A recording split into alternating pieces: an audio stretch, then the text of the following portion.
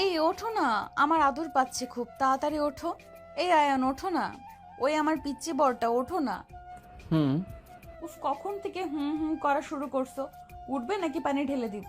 ওঠো না বাবু, আমি আর কয়দিন তোমার কাছে থাকতে পারবো বলো তো?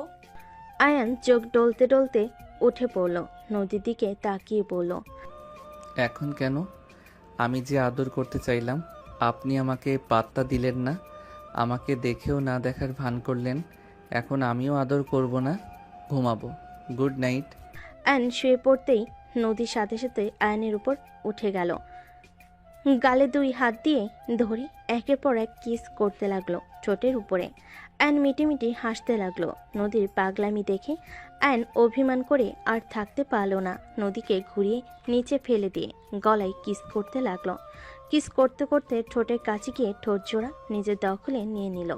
নদী আয়নের মাথার চুল ধরে চোখ বন্ধ করে ফেল। আস্তে আস্তে দুজন হারিয়ে যেতে লাগলো ভালোবাসার সাগরে। সকালে ঘুম ভাঙলে নদী দেখে আয়ন বুকের উপর শুয়ে আছে। আয়ন বলতে লাগলো, জান ওঠো, অফিসে যাবে না? হুম, যাব। ওঠো তাড়াতাড়ি, 8:56 বাজে, তাড়াতাড়ি ওঠো। আয়ন নদীর কথা শুনে লাফ দিয়ে উঠে পড়ল। আয়ন উঠে নদীকে ঠোঁটে আলতো করে কিস করে বলল, আজকে যাব না, শ্বশুর মশাইকে বলো না। আজকে তোমাকে নিয়ে ঘুরতে চাই। আয়নের কথা শুনে নদী আয়নের গলা জড়িয়ে ধরে নাকে নাক ঘষে বলল, ঠিক আছে, আব্বুকে আমি বলে দিব আমার জানটাকে আজকে যেন ছুটি দেয়। আমার জানের জন্য আমি নিজের জবটা করতে পারছি, আর আমার জানটাকে ছুটি নিয়ে দিতে পারবো না? এটা কি হয় নাকি? আই লাভ ইউ বউ। I love you too. আচ্ছা চলো দুজন একসাথে গোসল করি। ওকে। আয়ন খাট থেকে নেমে নদীকে পা ঝাঁকোলা নিয়ে ওয়াশরুমে চলে গেল। আয়নের হাসি দেখে নদী বুঝতে পারল ওর মনে বদমাইশে বুদ্ধি চলছে। আয়ন শাওয়ার ছেড়ে দিলে নদী চমকে উঠল। আয়ন খিলখিল করে হাসতে লাগলো নদীকে চমকে যাওয়া দেখে। নদী আয়নকে কয়েকটা কিল ঘুষি দিয়ে বলে, ফাজিল, খালি ভয় পেয়ে গেলাম না। আমি থাকতেও এত ভয় পাও? নামিয়ে দাও। আয়ন নামিয়ে দিয়ে নদীকে দেওয়ালের সাথে চেপে ধরে কিস করতে গেলে নদী ঠোঁটে হাত দিয়ে বলে, গোসলের সময় গোসল, একদম দুষ্টুমি না। একটু করলে কি হবে? গোসল করে আব্বুর কাছে যাওয়া লাগবে, অফিসে গেলে তোমাকেও যেতে হবে। ও হ্যাঁ, তাড়াতাড়ি করো। দুজন তাড়াতাড়ি করে গোসল করে নিল। গোসল করে পোশাক পরে নিচে চলে গেল। নদীর আব্বু সোফায় বসে ফোন চালাচ্ছে, পাশে নদীর আম্মু চা নিয়ে এসে দিয়ে বলল, উঠেছো দুইজন? জি আম্মু। বসো তোমরা, চা নিয়ে আসছি। আম্মু বসো তো, আমি চা নিয়ে আসি। আয়ন নদীর পিছন পিছন রান্নাঘরে যেতে নিলে নদীর আব্বু বলে, আয়ান এদিকে আসো। আয়ন নদীর আব্বুর সামনে গিয়ে বসলে নদীর আব্বু বলে, যাকে ছাড়া এক সেকেন্ডও থাকতে পারো না, তাহলে অন্য কোথাও পাঠাচ্ছ কেন? এখনো সময় আছে, নদীকে আমাদের হসপিটালে জয়েন হইতে বলো। আব্বু, উনি গরিবদের সাহায্য করতে চান, বিনামূল্যে চিকিৎসা করতে চাই। ভালো কাজ তো করবে, সেখানে আমি বাধা দিতে পারি না। ওকে, তাহলে তোমার পড়াশোনা দেখে অফিসে এমপ্লয়ি হয়ে থাকো। তোমরা যদি নিজেদের ভালো না চাও, সেখানে আমার কিছু বলার নাই। আয়ন কিছু বলতে যাবে সাথে সাথেই নদী বলে ওঠে, কতবার এক কথা বলবে আব্বু? আমি বুঝি না তোমার সমস্যাটা কি। আমার স্বাধীনতার কোনো দাম নাই নাকি? আমি চাই না আমার মেয়ে অন্য কোথাও যাক। আমার মেয়ে আমার আশেপাশে থাকবে। তোমার কোনো কিছু হইলে আমরা কিভাবে ভালো থাকবো বলতে পারবে? আব্বু আমার কি হবে? শুধু শুধু ভয় পাচ্ছ। আর আমার কিছু হলেও তোমার কাছে এখনো একটা ছেলে একটা মেয়ে আছে। তুই আমার বড় মেয়ে। সন্তান তো সন্তান, ছোট বড় কোনো কথা হইল? নদীর আব্বু রেগে গেল। নদীর আম্মু শান্ত করতে লাগলো। নদী রেগে চলে যেতে নিবে, আয়ন হাত ধরে বলে, নদী, শান্ত হও তো। দেখো আব্বু, ব্যাপারটা আমি বুঝতে পারছি, বাট নদী, তুমি অকারণে রাগ কেন করো? রাগ কেন করব? আমি যা করি সব কিছুতে আব্বু খালি বাধা দেয়। আরে ধ্যাত, তুমি আব্বুকে ভুল বুঝো। দূর ছাড়ো তো, আমাকে কিছু বোঝাতে এসো না। নদী রেগে চলে গেল। আয়ন নদীর আব্বুর দিকে তাকিয়ে বলে, আব্বু, জানেন তো আপনার মেয়ে এক বিঘে যা ওর ভালো লাগে তাই করে, কিছু বললে ওইটার উল্টা সবসময় করে। বাদ দেন তো, ওর মতো ওকে থাকতে দেন। আমি ট্রাই করছি কতভাবে ওই আমাকে অন্য কিছু বুঝিয়ে দেয়, আর ওই কোথায় ট্রান্সফার হয়েছে সেইটাও বলে না। একবার শুনতে পারলে হয়তো। অনেক চালাক বলে আমি কিছু করতে পারি। এই মেয়েটাকে জীবনেও ভালো করতে পারবো না। আমি আসছি। অ্যান উঠে রুমে চলে গেল। রুমে গিয়ে দেখে নদী লাগেজ গোছাচ্ছে। অ্যান পিছন থেকে জড়িয়ে ধরে বলে, জান, কি করছো? এত রাগ কেন করো? ছাড়ো, চলে যাব। আগামীকাল না চলে যাওয়ার কথা? আজকে যাব। জান, রাগ করা কি ঠিক হচ্ছে? ভালো করছি, ছাড়ো। টিকিট কাটা লাগবে, ছাড়ো। আয়নকে নদী সরিয়ে দিল। আয়ন নদীকে বুঝাতে লাগলো। নদী কোনো কথা না শুনে চলে গেল। নদীর আব্বু আম্মু বুঝালেও শুনল না। গাড়ি নিয়ে বের হয়ে গেল। আয়ন নদীর পিছন পিছন বাইক নিয়ে যেতে লাগলো। স্টেশনে গেলে আয়ন দেখে নদীর টিকিট কেটে ট্রেনে উঠে পড়ল। আয়ন দৌড়ে ট্রেনের ভিতর ঢুকে নদীর কাছে গেল। নদী বলে, এখানে কি করছো? জান, আজকে যাও না। আয়ার নাম ও ট্রেন ছেড়ে দিয়েছে। আমার সাথে তুমিও চলো না প্লিজ। জান, পাখিটা এইভাবে রাগ করে না। আয়ান যাও বলছি, মেজাজ গরম করো না, সবাই তাকিয়ে আছে কিন্তু। যদি না যাও আমি কিন্তু ফোন বন্ধ করে রেখে দিব। ওকে, ঠিক আছে, যাচ্ছি। সাবধানে যাও। আয়ন ট্রেন থেকে নেমে পড়ল। আয়ন জানালার দিকে তাকিয়ে থাকলো। নদী না তাকিয়ে অন্যদিকে তাকিয়ে থাকলো। ট্রেন চলে গেল। আয়ন স্টেশন থেকে বের হয়ে বাইক নিয়ে বাসে চলে গেল। বাসে গেলে নদীর আম্মু বলল, আসলো না? না, চলে গেল। বাদ দাও, খাবার খেয়ে অফিসে যাও। রেডি হয়ে আসছি। আয়ন রুমে চলে গেল। ফ্রেশ হয়ে রেডি হয়ে নিচে চলে গেল। খাবার খেয়ে অফিসে চলে গেল। অফিসে গিয়ে কাজ করতে লাগলো। ফোন বেজে উঠলে আয়ন কল রিসিভ করলো না। 3 বার বাজার পর আয়ন কল রিসিভ করলো। নদী বলল, সরি। কে আপনি? রাগ তুলো না তো। তুমি আমার কোনো কথা শোনো? আজকে চলে গেলে এত রাগ জিত কেন তোমার? না, আসলে আব্বু কখনোই যেতে দিত না। ভালো। জান সরি। এই জান, সরি সরি। ফোন রাখো, কাজ আছে। ওদের কাজ ওরা করুক গা। বাবা মা বেশি ভালোবাসে তো, তাই বোঝো না। যদি ভালো না বাসতো তাহলে বুঝতে। জ্ঞান দিবে না তো। ওকে, দিলাম না। তুমি আসলে কোথায় যাচ্ছ? রাঙাপুর গ্রামে, ওখানেই হসপিটাল তো, একটাই, ওইটাতে জয়েন হয়েছি। আয়ন নদীর কথা শুনে থমকে গেল। আয়ন কাঁপা কাঁপা কণ্ঠে বলল, ওইখানে তুমি বাসায় ফিরে আসো। আব্বুর মতো শুরু করো না। দেখো, ওইখানে তোমার থাকা লাগবে না। অন্য কোনো হসপিটালে যেতে পারবে না। এখানে ভালো হবে, আমাদের প্রজেক্টও এখানে করবে, বড় চাচু বলল। ওইটা সম্পূর্ণ হইলে তোমাকে চলে আসতে বলবো। আমি ওইখানে যাব না, আমি এখানে ঠিক আছি। ওয়েট, স্যার কল দিয়েছে। আয়ন কল কেটে দিল। স্যারের কল রিসিভ করে কথা বলতে লাগলো। কথা বলা শেষ হলে আয়ন নদীকে কল দিল। স্যার কি বলল? পরীক্ষার ডেট দিয়েছে কবে পরীক্ষা? 15 তারিখে। তাহলে তো সময়ও নাই। অফিস আজকে করে পড়াশোনায় মনোযোগ দাও। আয়ন নদীর সাথে কথা বলতে লাগলো আর কাজ করতে লাগলো। সন্ধ্যার দিকে আয়নের অফিস ছুটি হলে বাসায় চলে গেল। আয়ন রুমে গিয়ে ফ্রেশ হয়ে নদীকে কল দিল। নদী আয়নকে বলতে লাগলো, যাও ফ্রেশ হয়ে আসো। তোমাকে ছাড়া রুমটা ফাঁকা ফাঁকা লাগছে। পরীক্ষা শেষ হইলে আমার কাছে চলে আসো। যাব না। কেন? রাগ করে থাকলে তোমার লস। ভালো হয়েছে, থাকো, ফ্রেশ হয়ে আসি। আয়ন ফ্রেশ হতে চলে গেল। ফ্রেশ হয়ে এসে নদীর সাথে শুয়ে থেকে কথা বলতে লাগলো। 2 মাস পর। কি হলো, আসবে না নাকি? 2 মাস হয়ে গেছে, একবার দেখা করতে আসলে না। মানলাম পরীক্ষা ছিল, বাট 10 দিন ধরে তো বাসায় আছো। তুমি যদি না আসো তাহলে আর আমাকে কল দিবে না, কোনো কথা নাই। তুমি তো ছুটি নিয়ে কয়েকদিন ঘুরে যেতে পারো। আমি এখানে কাজে আছি, আমি কিভাবে যাব শুনি? একের পর এক রোগী আসছে, সেখানে আমি কিভাবে যাব শুনি? আমার জন্য তো আসতেও পারো। তুমিও তো আমার জন্য আসতে পারো। আমার থেকে তোমার কাছে কি শ্বশুরবাড়ির মানুষজন আপন হয়ে গেছে নাকি? তুমি বুঝতে পারছো না, আমার সব জায়গায় যেতে ভালো লাগে না, তুমি তো জানো।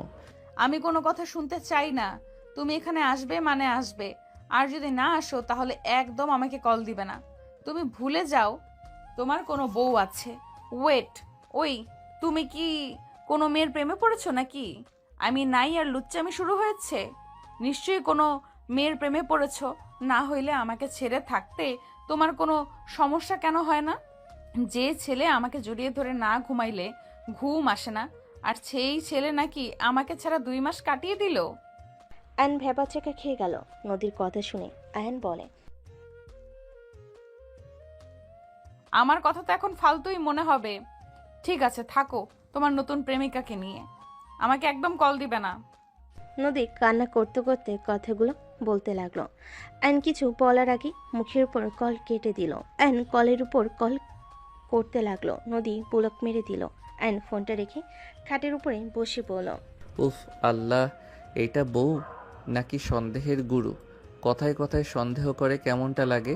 অ্যান কথাগুলো বলে উঠে ব্যাগ গোছাতে লাগলো। ব্যাগ গুছিয়ে ওয়াশরুমে চলে গেল। গোসল করে রেডি হয়ে ব্যাগ নিয়ে নিচে গেল। অ্যানকে দেখে নদীর আব্বু বলে, কোথায় যাও? আব্বু, আপনার মেয়ের কাছে যাব। ওই আসবে না? না, উল্টা আমাকে সন্দেহ করে ব্লক মেরে দিয়েছে। উফ, মেয়েকে এত আদর দিয়ে মাথায় কেন তুলছেন? কারো কোনো কথা তো শুনে না, ভুল বুঝলে তো কথাই নাই। কি করব, বড় মেয়ে আদরের দিন শেষে ছোটবেলার অভ্যাস থেকেই যাবে। কে জানতো। তুমি তাহলে যাও। হুম, আপনার ফোনটা দেন তো। আর নদীর আম্মুর ফোনে নদীকে কল দিলে আয়নের কণ্ঠ পেয়ে সাথে সাথেই ব্লক করে দিল। আয়ন রাগে বলতে লাগলো, আপনাকেও ব্লক দিয়েছে? তোমার উপরে আবার এত রাগ করলো কেন? কি হয়েছে? আপনার মেয়ের সন্দেহ রোগ বেড়ে গেছে, আবারও সন্দেহ করছে আমি গার্লফ্রেন্ড বানিয়ে নিয়েছি, এই জন্য ওইখানে যেতে চাচ্ছি না। ওনাকে কিভাবে বলবো এই 10 দিন কাজের কি চাপ ছিল? আমার কোনো কথা শোনার আগেই ব্লক দিল। তুমি চলে যাও, আবার কি না কি করে বসবে। হুম, আব্বু আম্মু, আমি তাহলে আসছি। আয়ান, পৌঁছে গেছো নাকি? কিছু তো জানালেও না। আব্বু, কিছু হবে না, আপনি চিন্তা করেন না, আমি সাবধানে চলে যাব। আর আপনার মেয়েকে জানানোর দরকার নাই, আমি গিয়ে সারপ্রাইজ দিব। রাগ করছে। 10,000 রাখো, আর লাগলে জানাও। ব্যাংক থেকে তুলে নিব। এটা নিয়ে যাও, পরে লাগলে তুলে নিও। অ্যান্ড টাকাটা নিয়ে সবার থেকে বিদায় নিয়ে চলে গেল বাইক নিয়ে। মাঝ রাস্তায় গিয়ে তেল তুলে নিল। রাঙ্গাপুর গ্রামে যেতে যেতে সকাল হয়ে গেল। অ্যান মুখে মাস্ক পরে হেলমেট ভালোভাবে পরে নিল। অ্যান বাইক চালিয়ে গ্রামটা ভালোভাবে দেখতে লাগলো। চোখের কোণায় পানি চলে আসলো। অ্যান সাথে সাথে চোখ মুছে ফেল। অ্যান মনে মনে বলতে লাগলো, কতটা পরিবর্তন হয়ে গেছে গ্রামটা, কত স্মৃতি জমে আছে, সব কিছু চোখের সামনে ভেসে বেড়াচ্ছে। এতটা বছর পর এখানে আসবো কখনো কল্পনাও করতে পারি নাই। ভাগ্যক্রমে আবার চলে আসলাম।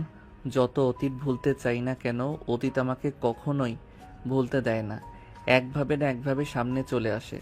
অ্যান কথাগুলো ভাবতে ভাবতে সোজা হসপিটালের সামনে চলে গেল। অ্যান ফোনটা বের করে রাইসাকে কল দিল। রাইসা রিসিভ করে বলল, আসসালামু আলাইকুম জিজু। ওয়ালাইকুম আসসালাম। আপু, আপনাদের হসপিটালের নিচে বাসার ঠিকানা দেন। আর আপনার বান্ধবী কোথায়? কি, তুমি এসেছো? তাহলে ওকে কাঁদানোর কি দরকার ছিল? আমি কি করলাম? হুদাই সন্দেহ করে নিজেই কান্না করছে। এখন বলেন, বাসা কই নিয়েছেন? ওয়েট করো, আমি আসছি নিচে। আয়ন রাইসার জন্য অপেক্ষা করতে লাগলো। রাইসা নিচে এসে আয়নের বাইকে উঠে পড়ল। আয়নের বাইকে হুট করে কেউ উঠে পড়ে যেতে নিলেই সাথে সাথে বাইক সামলে নিয়ে বলল, ধ্যাত আপু, ভয় পাওয়াই দিয়েছিলেন।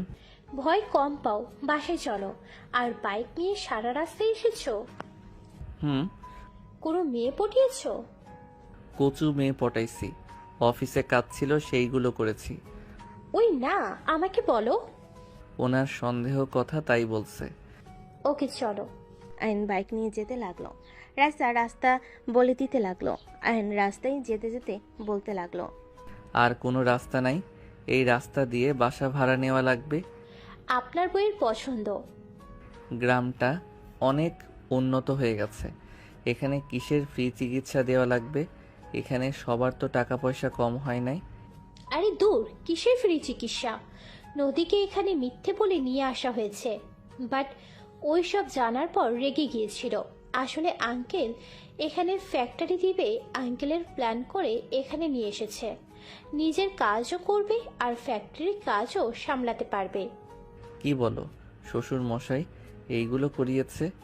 জি, আর এখানে এসেছে ভালো হয়েছে। আমার এখানে ভালোই লাগছে, গ্রামটাও সুন্দর, মানুষজনের ব্যবহার অনেক ভালো লেগেছে। সামনের বাসাটাই থাকি। এখানে কি? গার্লফ্রেন্ড সাথে দেখা করার জন্য আসলাম। চলে যান, এখানে আপনাকে কে আসতে বলছে? বাসার ভিতরে তো ঢুকতে দিবেন নাকি? অ্যান কথাটা বলে নদীর সামনে থেকে সরে গেল। অ্যান ভিতরে গিয়ে সোফায় বসে পড়ল। নদীকে বলল। পানি দেন, গলাটা শুকিয়ে গেছে।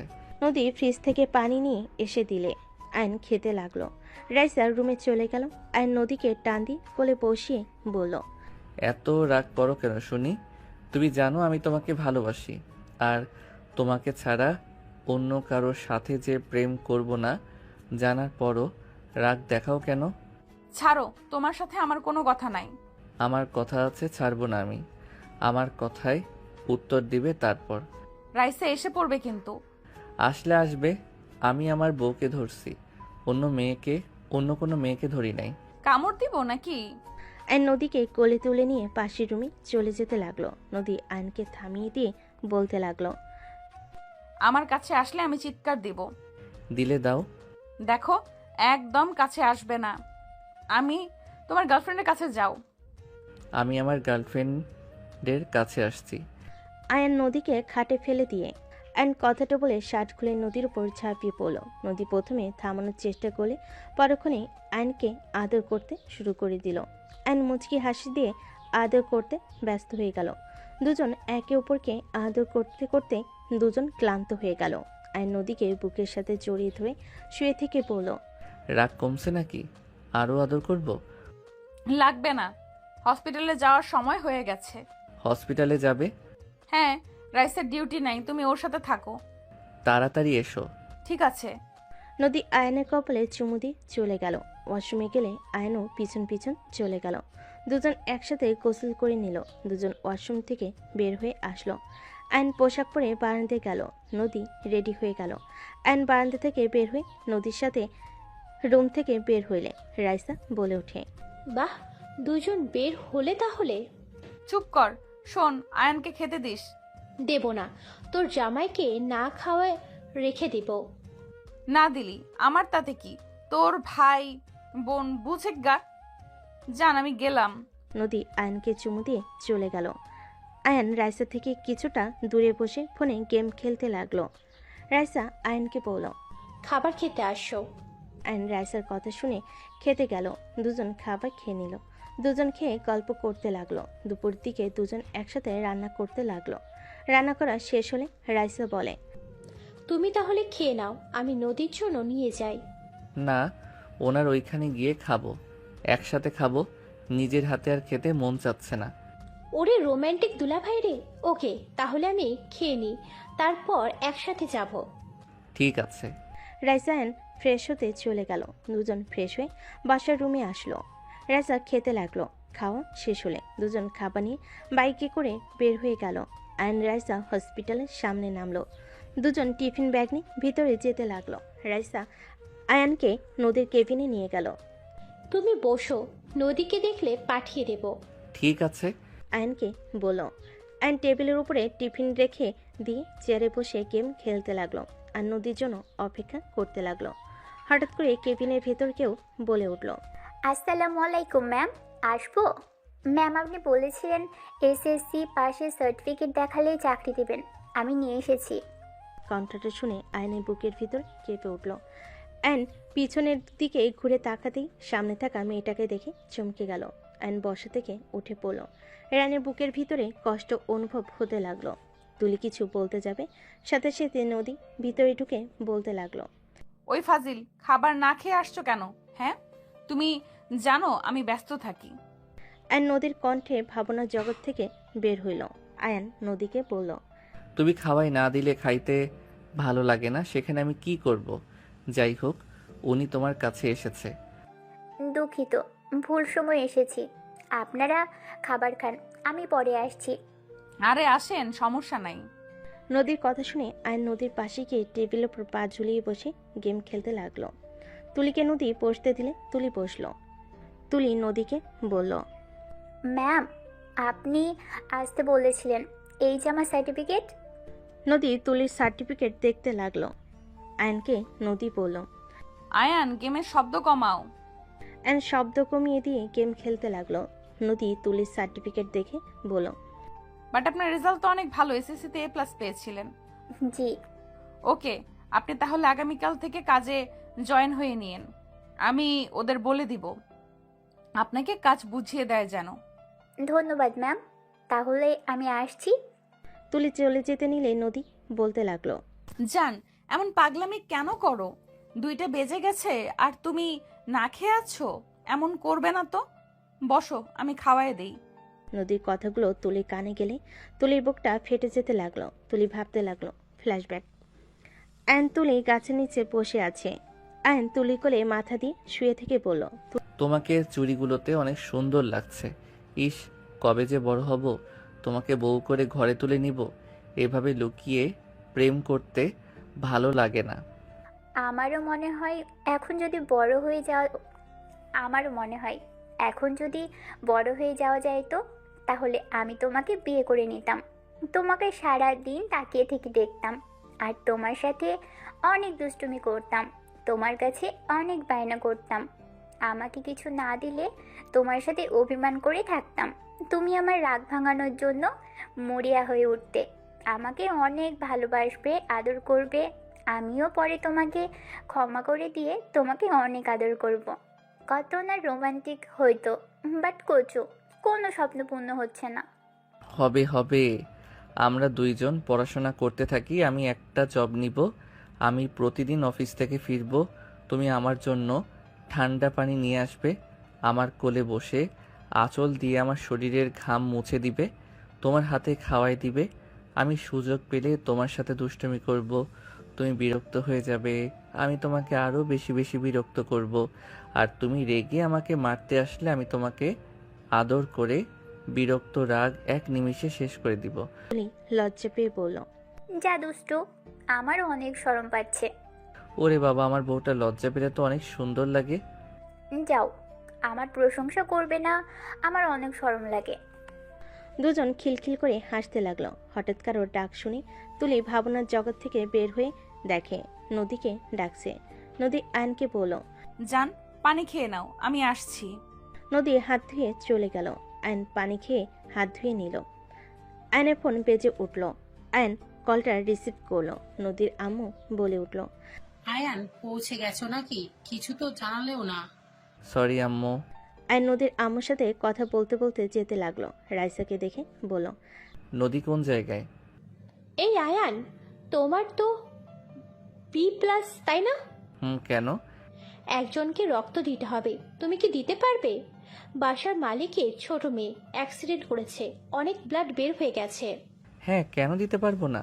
আচ্ছা আম্মু, পরে কথা বলবো, বাই। আয়ন কল কেটে দিয়ে রাইসার সাথে যেতে লাগলো। আয়ন ফ্রেন্ডদের SMS দেখতে দেখতে আয়ন চলে গেল।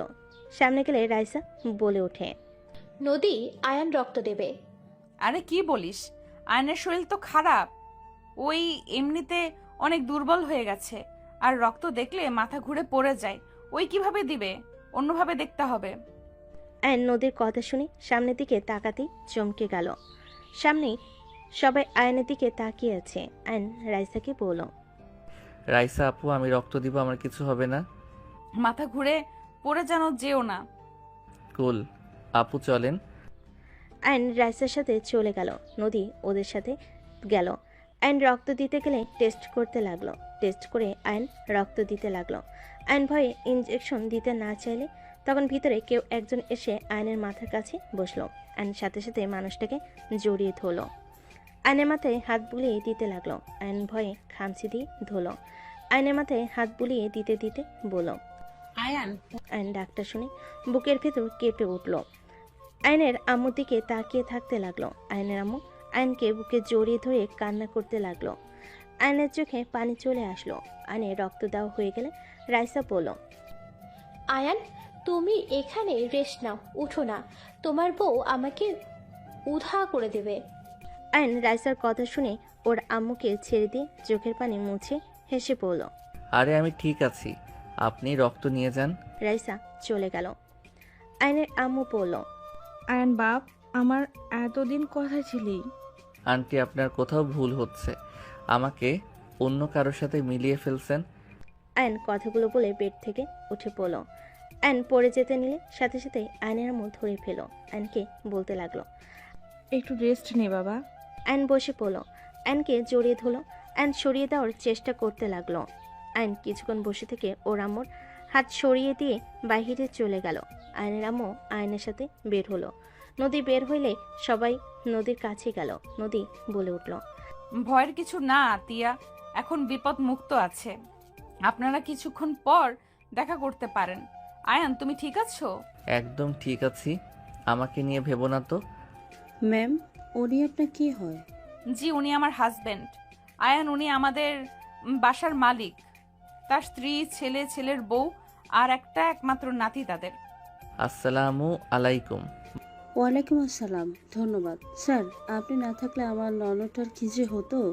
এই যে একজন দেখছেন, বিপদের সময় এর রক্ত কোনো কাজই নাই, মাতাল হয়ে বসে আছে। রূপা। বাবু তোমার নাম কি? জি, আমার নাম রাহাত। মাশাআল্লাহ, এই নাও চকলেট।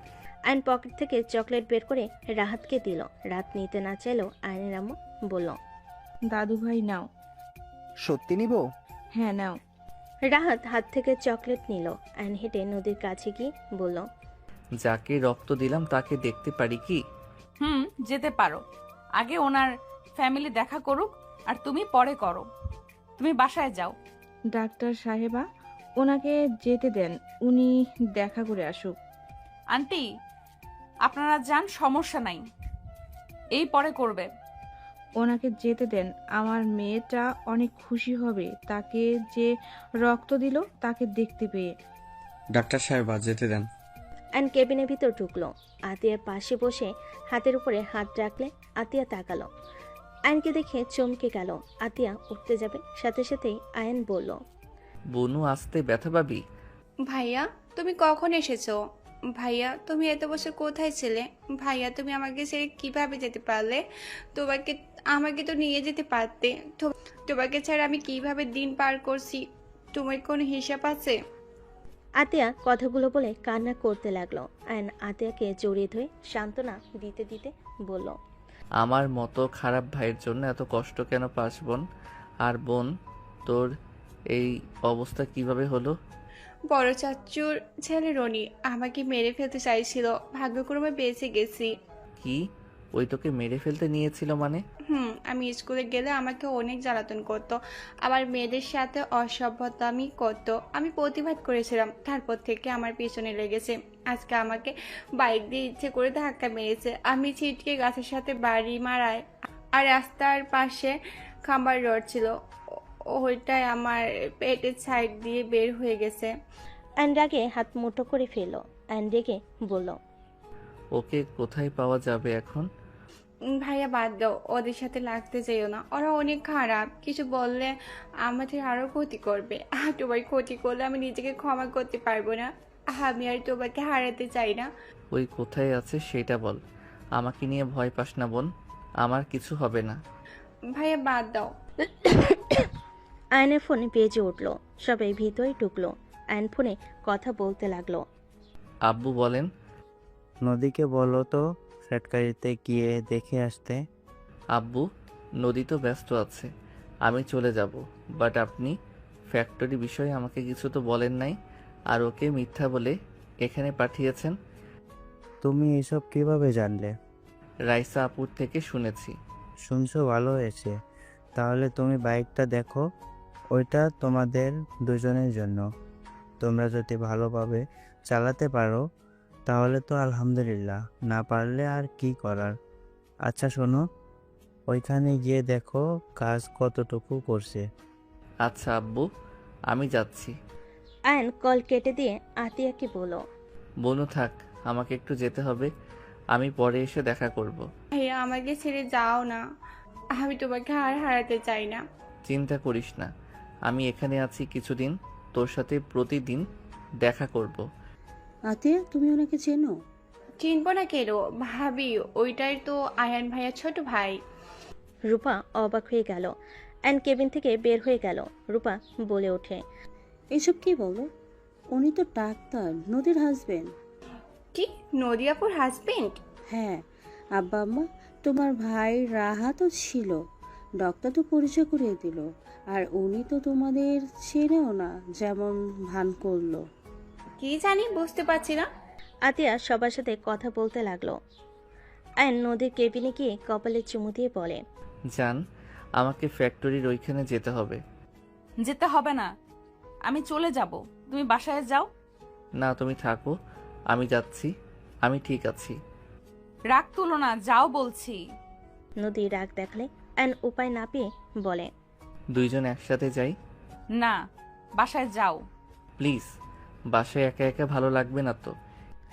আয়ন অসহায়ভাবে তাকাতেই নদী আয়নকে নিয়ে বের হয়ে গেল। আয়ন বাইক চালাতে লাগলো, ফ্যাক্টরির সামনে চলে গেল।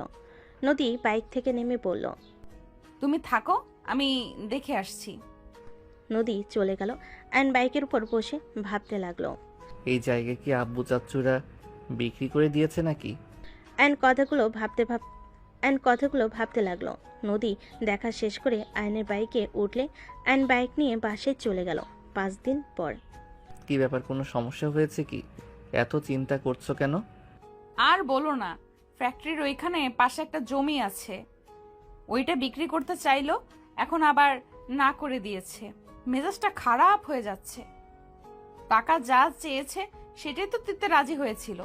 কার জমি? এই বাসার মালিকের মেছো ছেলে ঝামেলা করছে।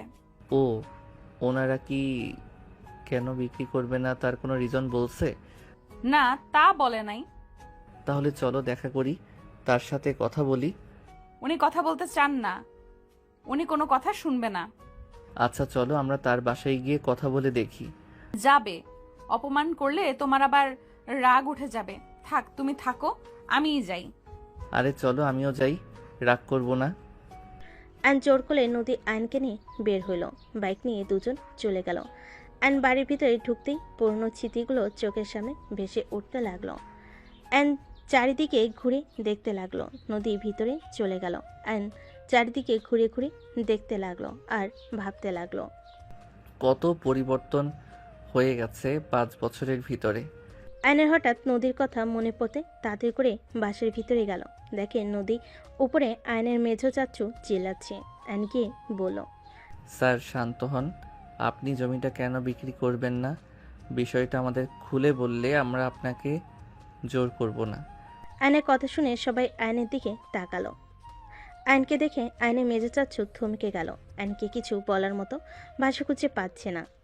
আয়ন কাছে গিয়ে বলল, বেয়াদবি মাফ করবেন, অনুমতি ছাড়া বাসার ভিতরে ঢোকার জন্য। স্যার, আপনারা তো প্রথমে জমিটা বিক্রি করতে চেয়েছেন, পরে আবার মত চেঞ্জ করে ফেললেন। আসলে রিজনটা যদি বলতেন কেন না করে দিলেন, আর আপনাদের যদি আরও বেশি দামে বিক্রি করেন বিষয়টা আমাদের বলতে পারেন। আয়নের কথা শুনে মেজো চাচ্চু অপলক দৃষ্টিতে তাকিয়ে থাকতে লাগলো। নদী বলে ওঠে, দেখেন, আমাদের বিষয়টা খুলে বললে আমরা বিষয়টা বুঝতে পারবো। দয়া করে যদি বলতেন কেন জমিটা দিবেন না। ডাক্তার সাহেবা, ওইটাই আমার আদরের কলিজার টুকরা ভাতিজার নামে লিখে দিয়েছি আমি। আমার বড় ভাতিজা না বুঝে ওইটাই আপনাদের কাছে বিক্রি করে দিতে চেয়েছে। আমি বেঁচে থাকতে আমার ভাতিজার হক আমি কাউকে নষ্ট করতে দিব না। আয়ন কথাগুলো শুনতেই চোখের কোণে পানি টলমলো করতে লাগলো। নদী আয়নের চাচ্চুর দিকে তাকিয়ে বলল, ও আচ্ছা আঙ্কেল, উনি কোথায়? ওনাকে বলেন উনি বিক্রি করবেন নাকি। যদি উনি রাজি না হয় তাহলে জোর করতে চাই না। আমার কলিজার টুকরাটা আমাকে চেনে না, আমাকে ভুলে গেছে। জানেন, আমার কলিজার টুকরাটা ঠিক ওনার মতো আজ দেখতে হয়েছে হয়তো। দুঃখিত আঙ্কেল, ওনার স্মৃতি হারিয়ে গেছে, চিকিৎসা করাচ্ছেন না। স্মৃতি হারালে চিকিৎসা করালে ঠিক সুস্থ হয়ে যেত, কিন্তু সেই যে ইচ্ছে করে আমাদের কাউকে চিনতে চায় না। দুঃখিত আঙ্কেল, আপনাকে রাগানোর জন্য। আয়ান চলো, আব্বুকে বোঝাতে হবে। আয়ন নদীর সাথে উঠতে যাবে, তখনই আয়নের মেজো চাচু বলে, আরে বসেন, চা নাস্তা করে যান। অন্য একদিন করব আঙ্কেল, আজকে আসি। উনি আপনার কি হয়? আর স্যার, আপনি যদি চান তাহলে আমি আপনাকে ওই জমির উপরে কাজ করতে দিতে পারবো। মেজ চাচুর কথা শুনে নদী বেশ অবাক হয়ে বলল, সত্যি দিতে পারবেন? কত টাকা দেওয়া লাগবে এখন বলেন আমাকে। টাকা লাগবে না, আমাকে একটাই কথা বলেন তো, জি বলেন। উনি আপনার কি হয়, বডিগার্ড নাকি? সরি আঙ্কেল, বডিগার্ড কেন হবে? উনি আমার হাজবেন্ড। ও আচ্ছা, সরি, কিছু মনে করবেন না। আর সরি আপনার সাথে খারাপ ব্যবহার করে ফেলেছি। আসলে প্রিয় মানুষদের বেইমানিগুলো সহ্য হয় না, মাথার ভিতরে সব কিছু এলোমেলো হয়ে যায়। সমস্যা নাই আঙ্কেল, আমি কিছু মনে করি নাই। আপনি আমার গুরুজন, আমি ওইসব কিছু মনে করি নাই। দাঁড়িয়ে আছেন কেন, বসেন দুইজন, ওই যে চা নিয়ে এসেছে। আয়ন নদী বসলো। আতিয়া চা বিস্কিট ফল কেটে নিয়ে এসে দিল। আতিয়া আয়নকে চা দিয়ে বলে, আমি আপনার জন্য বানিয়েছি, দেখেন তো কেমন লাগে। আতিয়ার কথা শুনে নদী ফুরকুচকে তাকালো। আয়ন 4 কাপ হাতে নিল। আয়ন চুমুক দিয়ে বলল, বাহ, অনেক মজা হয়েছে তো। বাট তুমি অসুস্থ মানুষ হয়ে চা বানাতে গেছো কেন? আমি আপনাকে দেখে একদম সুস্থ হয়ে গেছি। আতিয়ার কথা শুনে নদীর রাগ হতে লাগলো। আয়ন নদীর দিকে তাকিয়ে বুঝতে পারলো নদীর রাগ হচ্ছে। আয়ন ঢোক গিলে বলল, নদী কুল, তুমি যা ভাবছো বিষয়টা মোটেও তেমন না। আরে ওই আমার ছোট বোনের মতো তো আমি রক্ত দিয়েছি, এই জন্য তো আমরা ভাই বোন হয়ে গেছি। কুল, রেগে যাও না কিন্তু। আয়নের কথা শুনে সবাই অবাক হয়ে তাকালো। আতিয়া বলে ওঠে, আপু, আপনি আমাদের নিয়ে ভুল বুঝবেন না। আমি বোন হিসাবে ভাইয়ার জন্য চা বানিয়েছি। আপনি চাইলে আপনাকে ভাবি বলে ডাকতে পারি। দুজনের কথা শুনে নদী অনেকটাই শান্ত হলো। আয়ন নদীকে বলল, রেখে চাটা মুখে দিয়ে দেখো না পিচ্ছি, অনেক ভালো চা বানিয়েছে। নদী 4 কাপে চুমুক দিল। আতিয়ার দিকে তাকিয়ে বলল, হ্যাঁ অনেক মজা হয়েছে পিচ্ছি, আমাদের জন্য অত কষ্ট না করলেও পারতে, তুমি বসো। আপনাদের জন্য কিছু করতে পারলে নিজেকে ধন্য মনে করব। রাহাত, কেমন আছো? আলহামদুলিল্লাহ আঙ্কেল, আপনি কেমন আছেন? এইদিকে আসো, বসো। অ্যান্ড রাহাতকে নিজের কাছে বসালো। হঠাৎ করে বাসার ভিতর কয়েকটা ছেলে আর আয়নের বড় চাচু বাসার ভিতর ঢুকলো। একটা ছেলে অসভ্যতামি করতে লাগলো, বলতে লাগলো, ওই শফিক, তোর ছেলের অনেক সাহস বেড়েছে তাই না? আমার বাড়িতে গিয়ে হুমকি দিয়ে আসবো। ওই ভাঙচুর কর, যে ঠেকাবে তাকে মারবি। ছি, উনি তোমার গুরুজন, আর তুমি তার নাম ধরে এইভাবে কিভাবে রাখতে পারো? ও ডাক্তার সাহেব, আপনি এখানে নাক গলাবেন না। আপনাকে সম্মান করি তাই বলে আমাদের পারিবারিক বিষয়ে কথা বলবেন না দয়া করে। রনি আতিয়ার কাছে এসে আতিয়ার ব্যথার জায়গায় থাপ্পড় মারতে যাবে, সাথে সাথে আয়ন উঠে এক লাথি দিয়ে ফেলে দিল। আয়নকে মারতে দেখে সবাই চমকে উঠল। বড় চাচু কিছু বলার সাথে সাথে আয়ন ঘুরে দাঁড়ালো। আয়নকে দেখে বলে ওঠে, হ্যাঁ আমি, ওই কি বললি, শফিক আর তুই বলে ডাকলি তাই না? বয়স কত রে তোর? কেন তোর সাহস কি করে হয় আমাকে লাথি দেস? এই তোরা দাঁড়িয়ে আছিস কেন? মার শালাকে, হিরো সাজতে এসেছে। আয়নকে মারতে আসলে আয়ন দুজনকে মেরে ফ্লোরে ফেলে দিল। রনি উঠে দৌড়ে এসে মারতে যাবে। আয়ন পেটে ঘুষি মারলো, হাত ধরে মোচড় দিয়ে ধরে পড়ল। এই হাত দিয়ে আমার বোনের পেটে ঘুষি দিতে গেছস, এই হাত দিয়ে বাইক দিয়ে আমার বোনকে ধাক্কা দিয়েছস তাই না? আর এই মুখ দিয়ে আমার আব্বুকে অসম্মান করছস তাই না? আয়ন কথাটা বলে মুখে ঘুষি মারতে লাগলো। একের পর এক ঘুষি মারতে লাগলো। বড়ব্বু বলতে লাগলো, শফিক, তোর ছেলেকে থামতে বল, আমার ছেলেটা মারা যাবে তো। আয়ান, ছেড়ে দে। আয়ান, ওকে ছাড়। আয়ন বলে ওঠে, আমার সামনে থেকে সরেন। এতক্ষণ ধরে আপনার ছেলে বেয়াদবি করছিল, চুপচাপ দেখছেন, এখনো দেখেন। আঙ্কেল বেশি করে মারেন। মারো, বেশি করে মারো, ওকে মেরে হাড্ডি গুড্ডি ভেঙে দাও। ওরা অনেক বাড়াবাড়ি করে, আব্বুকে যা না তাই বলে গালাগালি করে। বড় চাচু তার ছেলেদের নিয়ে এসে আমাদের মারধরও করায়। সে মেজ চাচুকে মেরে 3 দিন বেঁধে রেখেছিল। আতিয়ার কথা শুনে আয়নের মাথা খারাপ হয়ে গেল। আয়ন রেগে বলে, কি চাচ্চুর গায়ে হাত দিয়েছিস তোরা? কে কে কে হাত দিয়েছিস বল? তোদের আমি ভেঙে ফেলবো। আয়ন রনিকে মারতে যাবে আরেকটা, সাথে সাথে বড় চাচু আয়নের আপুর পায়ে ধরে বলে, ভাই, তোর ছেলেকে থামা, আর মারলে আমার ছেলেটাই মারা যাবে। আয়ান ছেড়ে দাও। আয়নের আপু আয়ন ওর আব্বু আম্মুর মুখে নিজের নাম শুনে আয়ন রনিকে ছেড়ে দিয়ে রনি ফুলরে পড়ে গেল রক্তাক্ত অবস্থায়। আয়নের বড় চাচু রনিকে নিয়ে চলে গেল। আয়নের আব্বু আয়নের কাছে গিয়ে হাঁটু গেড়ে বসতে যাবে, আয়ন সাথে সাথে ওর আব্বুর হাত ধরে ফেলো। আব্বু কি করছেন? আয়ান, আমাকে ক্ষমা করে দাও। আমি তোমার সাথে অনেক বড় অন্যায় করেছি। আমাকে তুমি দয়া করে ক্ষমা করে দাও। আমি তোমার সাথে অন্যায় করে আজ হাড়ে হাড়ে টের পাচ্ছি। আমি আমার কলিজার টুকরে সন্তানকে বিনা কারণে গ্রাম ছাড়া করেছিলাম। আমার সন্তান যেমন হোক, আমার উচিত ছিল তোমার পাশে দাঁড়ানো। আমি সেটা পারি নাই। ন্যায় বিচার করতে গিয়ে আমি আমার সন্তানকে হারিয়ে ফেলেছিলাম। আয়ান, প্লিজ আমাকে ক্ষমা করে দাও। আমাকে যা শাস্তি দিবে আমি মাথার পেতে নেব। আয়নের আব্বু পা ধরতে যাবে, সাথে সাথে আয়ন ওর আব্বুকে জড়িয়ে ধরে বলে, আব্বু প্লিজ এভাবে ক্ষমা চাইবেন না। আপনার উপরে আমার কোনো রাগ নাই। আমার শুধু একটাই কষ্ট, আপনারা বাবা মা হয়ে আমাকে বাঁচানোর চেষ্টা করেন নাই। আমাকে ত্যায্য পুত্র করে দিয়েছিলেন। একবার ভেবেও দেখেন নাই আমি একা কোথায় যাব। বিশ্বাস করেন, অনেক রাগ অভিমান কষ্ট ছিল, কিন্তু আজ আমার আর কোনো রাগ অভিমান কষ্ট কিছু নাই। আপনি আমাকে বুকে জড়িয়ে নিয়েছেন, এতে আমি অনেক খুশি। আয়ান, আমাকে ক্ষমা করে দিস। আমি মা হয়ে তোর পাশে দাঁড়াতে পারি নাই। আমি তোকে ওদের হাত থেকে বাঁচাতে পারি নাই। আম্মু তুমি ঠিক করছো। স্বামীর অবাধ্য হও নাই। একজন আদর্শ স্ত্রী হয়ে নিজের কর্তব্য পালন করছো। শুধু সন্তানের জন্য কিছু করতে পারো নাই। আয়নের কথা শুনে আয়নের আম্মু বলে, আমি আমার সন্তানদের ভালো মা হতে পারি নাই। আমাকে তুই ক্ষমা করে দে বাপ। আয়নুর আম্মুর হাত ধরে বলল, আম্মু ক্ষমা চাও না তোমরা। আমি আলহামদুলিল্লাহ অনেক ভালো আছি। আমি যা হারিয়েছি তার থেকে বেশি পেয়েছি। একজন ভালো স্ত্রী যে আমাকে পাগলের মতো ভালোবাসে, আমার জন্য দুনিয়ার সবার সাথে লড়াই করতে রাজি, কিন্তু আমাকে ছেড়ে দিবে না। আমাকে বাবা মায়ের ভয়ে বলে নাই। আমাকে সেই চেনে না, আমি তাকে বিরক্ত করি। সেই তার বাবা মা ভাই বোন সবার সামনে আমার হাত ধরেছে, আমার জন্য লড়াই করেছে। আজ আমি অনেক সুখে আছি। আমার শ্বশুর শাশুড়ি, বড় ভাইয়া, শ্যালিকা সবাই আমাকে অনেক ভালোবাসে। আমার শাশুড়ি আমাকে কখনোই মায়ের অভাব বুঝতে দেয় নাই। আল্লাহর কাছে সবসময় দোয়া করতাম আমার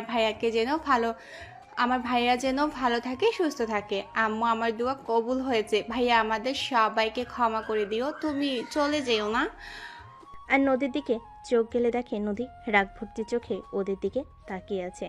আর ওর আব্বু আম্মুর ছেলে ওর চাচুকে জড়িয়ে ধরল। ওর চাচুর সাথে সকল অভিমান ভাঙিয়ে নিল।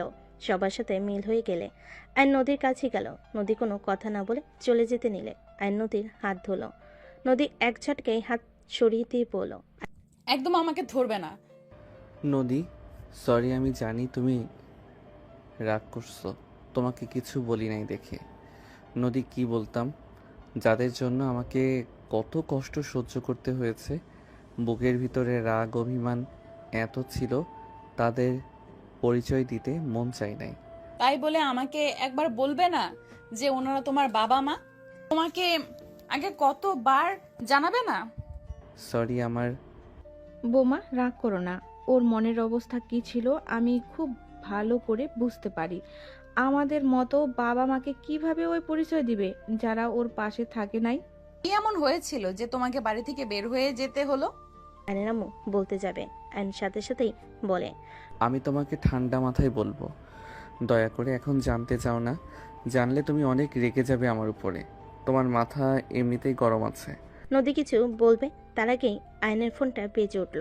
আয়ন ফোনটা বের করে দেখে তিয়ার আম্মুর কল করেছে। আয়ান, নদী কোথায়?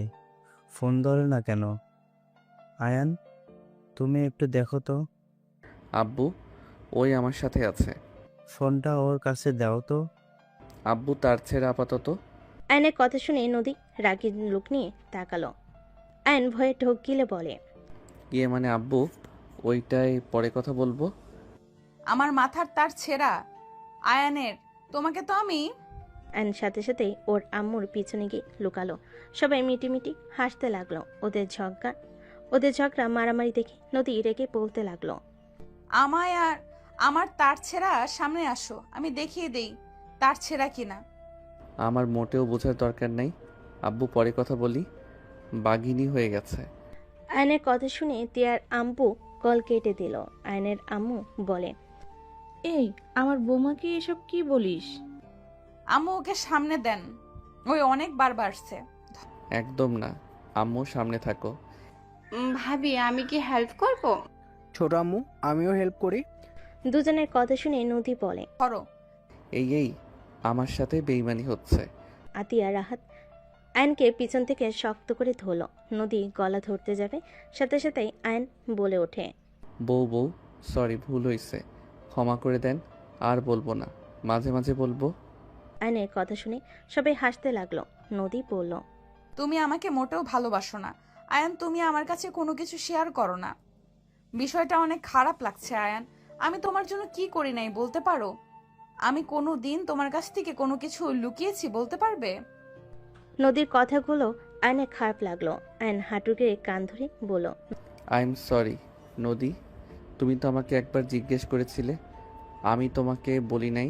তুমি বলেছিলে অতীত নিয়ে তোমার কিছু যায় আসে না। আমাকে বিয়ে করছো, আমি তোমাকে যেন ভালোবাসি, তোমার পাশে যেন সারা জীবন থাকি, কখনো যেন তোমাকে ধোকা দেই না। রাগ অভিমান যাই হোক, কখনো তোমাকে যেন ছেড়ে না যাই। আমি তোমাকে কথা দিয়েছিলাম, আর এরপরে তো তুমি আমাকে কখনো আমার অতীত নিয়ে কথা তোলো নাই। তাই কাজ, পড়াশোনা এইসব মাঝে এগুলো বলার সময় হয়ে ওঠে নাই। নদী আয়নের হাত টান দিয়ে সোজা করে দিয়ে রাগি লুক নিয়ে বলে, কতবার বলছি এভাবে কান ধরবে না?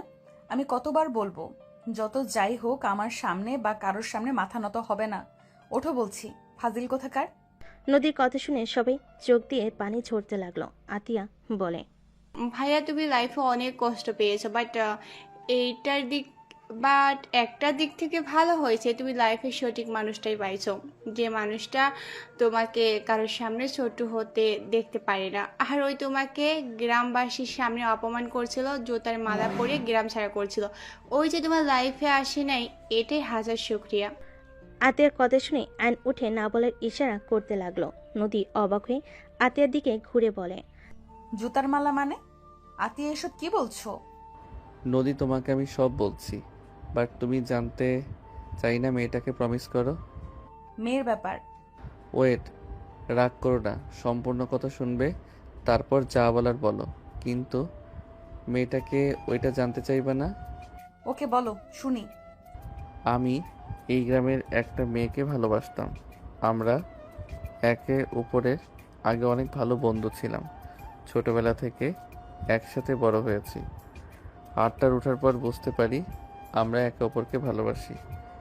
এসএসসি পরীক্ষার লাস্টের দিনে আমি আর ওই প্রতিদিনের মতো গাছের নিচে বসেছিলাম, বাদাম খাচ্ছিলাম আর ওকে রাগাচ্ছিলাম। ওই রাগে কান্না করতে লাগলে আমি ওকে জাস্ট কান্না থামানোর চেষ্টা করছিলাম। হঠাৎ করে গ্রামের কিছু মানুষ আমাদের দেখে ফেলে, আমাদের অন্য কিছু ভেবে সবার সামনে মেরে ধরে নিয়ে যায়। অ্যান কথাগুলো বলে কিছুক্ষণ থামলো। নদী বলে ওঠে, তারপর কি হলো? তুমি কিন্তু উল্টাপাল্টা কিছু বুঝবে না, আগে বলে দিলাম। তখন কিন্তু এত চালাক ছিলাম না আমরা, মানে বুঝতে পারছো? হ্যাঁ বুঝলাম, বাকিটা শুনি। তারপর কি করব না করব পরে দেখা যাবে। তারপর কি, আব্বু তখন এখানে সবার বিচার করত। এখানে যার যে সমস্যা আব্বু সমাধান করত। তো আমাদের দুইজনকে নিয়ে পুরো গ্রাম এক জায়গায় করে ফেলে। আমরা বোঝানোর চেষ্টা করলে কেউ আমাদের কথা শুনে না। ওই লোকগুলো বলে আমি ওর সাথে খারাপ কিছু করার চেষ্টা করছি। আব্বু তো শুনে রেগে আমাকে মারধর করতে থাকে। আর ওর আব্বুর আবার আমার আব্বুর বন্ধু ছিল, উনি রেগে অনেক কিছু বলে, আমাকে মারেও। আমি সবাইকে বলতে থাকি আমরা একে অপরকে ভালোবাসি, আর আমরা কিছু করি নাই। আমার কথা কেউ বিশ্বাস করে না। ওকে জিজ্ঞেস করলে ওই সবাইকে বলে। আয়নের কথাই সাথে সাথে চোখের পানিগুলো গড়িয়ে পড়ে অ্যান চোখের পানি হাত দিয়ে মুছে ফেল। আয়নের গলা আটকে আসতে লাগলো। আয়নের দিকে তাকিয়ে নদী বলে, তারপর কি হলো? ওই মেয়েটা কি বলছিল? তোমাকে ভালোবাসে? না, সেই সোজা বলে দিয়েছে আমার সাথে কোনো সম্পর্ক নাই। আমি নাকি ওকে জোর করে খারাপ কাজ করতে চেয়েছিলাম। এইটা শুনে সবাই বিশ্বাস হয়ে গেল। আব্বু আম্মু, আমার ফ্যামিলি সবাই আমাকে ঘৃণা করতে শুরু করলো। শুধু আতিয়া ছাড়া আমার বিরুদ্ধে সবাই চলে যায়। আমাকে 50টা বেতের বাড়ি দেয়। আব্বুর সাথে আমাকে ত্যায্য পুত্র করে দেয়। গ্রামবাসী সবাই আমার মুখে খালি আর জুতার মালা দিয়ে গ্রাম থেকে বের করে দেয়। আমার কোনো কিছুতে কষ্ট হচ্ছিল না, শুধু কষ্ট একটাই, আমার আম্মু আমাকে বিশ্বাস করে নাই। সেই নীরবে কান্না করে গেছে, কোনো প্রতিবাদ সে করে নাই। সেইও আমাকে বিশ্বাস করে নাই। কি? ওই মেয়েটার সাথে এত বছর সম্পর্ক আর সোজা ভালোবাসা অস্বীকার করলো? আমাকে একটু নামটা বলো তো দেখি মেয়েটাকে। বাদ দাও, একদিকে লাভ হয়েছে। কোন দিকে? ফেক ভালোবাসা বিদায় নিয়েছে, রিয়েল লাইফ পার্টনার পেয়েছি। ঢং করো না। অন্য একটা মেয়ের জন্য চোখের পানি ফেলছো। আমার কি কিছু বলা উচিত বলে মনে হয় না তোমার? অ্যান তাড়াতাড়ি করে চোখ মুছে বলল, দূর দূর, কই এসব রাখো। চাচ্চু, ওই জমিটা সত্যি কি আমার নামে লিখে দিয়েছো? হ্যাঁ, সব ভাগাভাগি করা হয়েছে, সবাইকে সমান ভাগ দেওয়া হয়েছে। ও আচ্ছা, তাহলে কি তুমি কাজ শুরু করে দিতে বলো, আর আব্বুকে কল দিয়ে কথা বলে নাও। তুমি কত করে নিবে? চাচ্ছি তো তোমার অনুমতি ছাড়া বিক্রি করবে না। তুই কথা শুনে আইন ভুরু কুচকে তাকালো। মেজো চাচ্চু বলে, দুঃখিত বৌমা, আমি রাগের মাথায় তোমার সাথে খারাপ ব্যবহার করছি। আসলে রাফি কাউকে না জানিয়ে মাতব্বরি করেছে, বিষয়টা জেনে অনেক রাগ হয়েছিল। চাচ্চু, আমি আপনার কথায় কিছু মনে করি নাই। আয়ান, বলো না কেন? আসলে মনে হচ্ছে তুমি অনেক দিন ধরে আমার হাতে মার খাও না। এইসব কি বলিস? আমাদের ফ্যামিলিতে কে বউদের গায়ে হাত তুলছে? ছি আয়ান, সিনিয়র গায়ে হাত দিতে চাও? ছি, বেয়াদব কোথাকার, কোনো শিক্ষা নাই। নদী কথাগুলো বলে মিটিমিটি হাসতে লাগলো। আয়নর আম্মুর দিকে তাকিয়ে বলল, আরে কি করব, ওই ফ্যাক্টরিটা আমাদের দুইজনের জন্য করা হচ্ছে। আমরা যদি দুইজন ঠিকভাবে চালাতে পারি তাহলে উনি আমাদের দিয়ে দিবে। আমাদের পরীক্ষা নেওয়া হবে। বাট এই ঘাটতেরা বউ তো খালি নিজের জিদের উপরে চলে। কি? আমি ঘাটতারা? আতিয়া, তোমার সামনে তোমার ভাবিকে অপমান করা হচ্ছে, তুমি চুপচাপ দেখছো? ছি নদী। নদীর কথা শুনে সবাই ফিক করে হেসে দেয়। আয়ন নদীর কাণ্ড দেখে হাসি থামাতে পারল না। আয়ন বলে ওঠে, দুষ্টুমি রাখো। হসপিটালে যাবে না নাকি? বাসায় যাব, আমার কাজ আছে। বৌমা, ওই বাসায় থাকা লাগবে না, তোমরা 3 জন এখানে চলে আসো। আয়ান যা ভালো বুঝে ওকে বলেন। আর আচ্ছা, আমি আসছি। সবাই ভালো থাকবেন, আল্লাহ হাফেজ। নদী সবার থেকে বিদায় নিয়ে বাসা থেকে বের হয়ে গেল। আয়নকে আতিয়া বলে, ভাইয়া ভাবি অনেক ভালো, উনি এত বড় লোক হয়ে কোনো অহংকার নেই, তাই না? হ্যাঁ, ওই আমার বউ বলে বলছি না, ও অনেক ভালো। ওইখানে এসেছে গরিবদের ফ্রি চিকিৎসা দেওয়ার জন্য। বাট এইসব আমার শ্বশুরের প্ল্যান ছিল। আসলে এই কোম্পানিতে বসতে চাই না, ওদের নিজস্ব হসপিটাল আছে, সেটাতেও জয়েন না হয়ে আমাদের গ্রামে চলে এসেছে। যা একবার বলবে সেটাই করে। একদিক ভালোই হয়েছে, তোমাকে আমরা আবারও ফিরে পেলাম। হ্যাঁ ভাবি ঠিক বলেছে। আয়ান চল, খাবার খেয়ে নিবি। আম্মু, আমি খেয়ে এসেছি, আমি এখন কিছু খাবো না। চাচ্চু রাকিব কোথায় থাকে? মাঠে হয়তো বন্ধুদের সাথে খেলাধুলা করছে। ও আচ্ছা, ওকে, আমি আসছি, ওর সাথে দেখা করতে গেলাম। চাচ্চু, আমিও যাব। আসো। আয়ন রাতকে নিয়ে বের হয়ে গেল। দুজন বাইকে উঠে সোজা কলেজ মাঠে চলে গেল। আয়ন রাত বাইক থেকে নামলো। দুজনকে নামতে দেখে সবাই অবাক হয়ে গেল, তাকিয়ে থাকলো। আয়ন হেলমেট খুলে তাকাতেই রাকিব ভুরু কুচকে তাকিয়ে থাকলো। রাহাতকে বলো, রাহাত, ওইটা কে? ভালো করে দেখো চাচ্চু। আয়ন কাছে আসলে রাকিব অবাক হয়ে গেল। রাকিব দৌড়ে আয়নের কাছে এসে জড়িয়ে ধরলো। অ্যান তাল সামলাতে না পেরে ঘাসের উপরে দুজন পড়ে গেল। অ্যান কিছু বলার কি রাকিব বলতে লাগলো, আয়ান তুই? ভাই আমার বিশ্বাস হচ্ছে না, আমি কি স্বপ্ন দেখছি? তোমাকে তো চেনাই যাচ্ছে না। এতদিন পর ফিরলি। এতদিন কোথায় ছিলি তুই? তুই জানিস আমরা কত তোকে খুঁজেছি? আব্বু, আমি কত খুঁজেছি তোকে, কোথাও পাই নাই। এতদিন কোথায় ছিলি? আরে ভাই ওয়েট, আমাকে বলার তো সুযোগ দে। ও হ্যাঁ, তাই তো। চাচু তোমরা উঠো, ঘাসের ভিতরে সাপ বের হইতে পারে। রাহাতের কথা শুনে আয়ন উঠে পড়ল। রাকিবের দিকে হাত দিলে রাকিব হাত ধরে উঠে পড়ল। আয়ন বাকিদের সামনে গিয়ে কৌশল বিনিময় করতে লাগলো। সবাই আয়নকে জড়িয়ে ধরতে লাগলো। দোস্ত, আমরা কি স্বপ্ন দেখছি নাকি? আমাদের তো বিশ্বাসই হচ্ছে না তুই আমাদের সামনে। আমরা তো ভেবেছি তুই হারিয়ে গেছস, আর কোনোদিন ফিরবি না। সবার কথা শুনে আয়ন হেসে বলে, তোদের না জ্বালিয়ে এত তাড়াতাড়ি হারিয়ে যাব, এটা কি ভাবা যায়? আগে তোদের জ্বালাবো, তারপর হারানোর চিন্তা করব। আয়ান, তুই এতদিন কোথায় ছিলি? ঢাকা ছিলাম। কার কাছে? আর তোকে দেখে তো মনে হচ্ছে অনেক ভালো আছোস। তোদের দোয়ায় আলহামদুলিল্লাহ অনেক ভালো আছি। এখন কাহিনী বল, কোথায় ছিলি? আমি এক দাদুর সাথে বস্তিতে থাকতাম। ওনার ছেলে সন্তান বলতে কেউ নাই। তার একটা দোকান ছিল, আমি তার দোকান সামলাতাম আর তার কাছে থাকতাম। দোকানে একটা কাস্টমার আসতো, তার লগে প্রেম হয়ে যায়। তারপরে আর কি, পালিয়ে বিয়ে করি। তারপর শ্বশুর বাড়িতে গিয়ে উঠি। কেউ মেনে না নিলে পরে সবাই মেনে নিয়েছে, আলহামদুলিল্লাহ। বাহ বাহ, কি ভাগ্য। তা ভাবি কোথায় আমাদের? হসপিটালে।